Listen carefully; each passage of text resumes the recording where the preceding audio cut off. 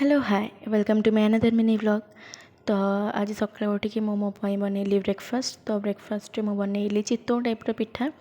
तो ताको first time पे बनैली ताको बनैली निजे। तापरे बनैली आलू भजा माने कड़ाई तेल पियाज जमती आज यूजुअल जमती बनाती नॉर्मल रे भजा। तापरे बनैके लुण हल्दी पकईके भाजिकी ब्रेकफास्ट करके आसली मार्केट माछ मार्केट ताको माछ नबार थिला। तो किले रोई माछ नहीं कि मो घर को पलि आसली। तो ताको भलसे परिष्कार करके धुआ धुई कली। तापर ताको लुण हल्दी गोलैदेली। तापर ताको कड़ा करके भाजीदेली। तापर से मंजी भी आसला तो ताको टिके बरा सेप्र करके भाजीदेली।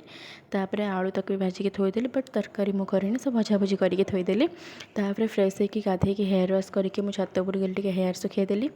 तापर टिके स्टाइल मारदेली। तापर घर को आसली देखला बेलको छतुआ बनाऊँ माई छतुआ बनवाई सब भजा भजी करुँची। तो सेतिकी जदि मो वीडियोटी भल लगी ताले लाइक शेयर सब्सक्राइब करिया भूलिबेनी। Bye bye.